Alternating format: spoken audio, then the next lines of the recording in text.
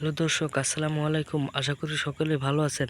তো দর্শক, দেখতে পাচ্ছেন এই যে সিম গাছগুলো। তো বন্ধুরা, এই সিম গাছগুলো আপনারা কিভাবে চাষ করবেন। তো বন্ধুরা, এই সিম গাছগুলো চাষ করা খুবই সহজ। তো বন্ধুরা, এই সিম গাছগুলো চাষ করতে চাইলে অবশ্যই আপনাদের বাড়ির পাশে যে জমিতে রয়েছে, তো বন্ধুরা আপনারা অবশ্যই জমিতে চাষ করলে অনেক ভালো ফলন করতে পারবেন।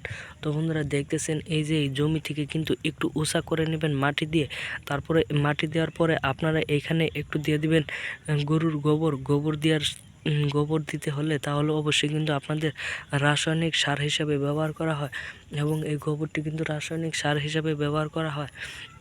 তো বন্ধুরা, এই গোবর দিয়ে আপনারা বাজার থেকে 5 থেকে 10 টাকা প্যাকেট নেবে।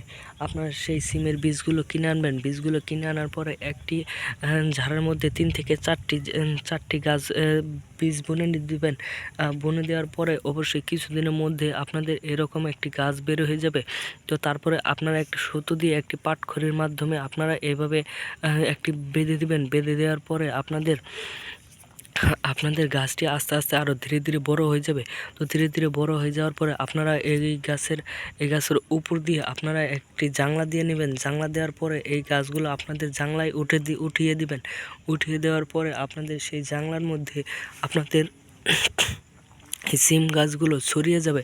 ছড়িয়ে যাওয়ার পরে আস্তে আস্তে যখন গাছটি বড় হয়ে যাবে, তখন কিন্তু সেই জাংলাতে উঠে আপনাদের প্রচুর পরিমাণে সিম ধরবে। তো সিম ধরার পরে কিন্তু আপনারা চাইলে কিন্তু এই সিমগুলো বাজারে বিক্রি করতে পারবেন, চাইলে আপনারা খেতে পারবেন এবং অনেক টাকা ইনকাম করতে পারবেন এই সিম গাছ থেকে। তো ধন্যবাদ সকলকে। সকলের যদি এই ধরনের ভিডিওগুলো ভালো লেগে থাকে তাহলে অবশ্যই এই ভিডিওটিতে একটি লাইক করে দিবেন এবং আপনাদের কমেন্টে মতামতটি জানিয়ে যাবেন আপনাদের এই ভিডিওগুলো কেমন লাগে। ধন্যবাদ সকলকে। সকলে ভালো থাকবেন। আসসালামু আলাইকুম।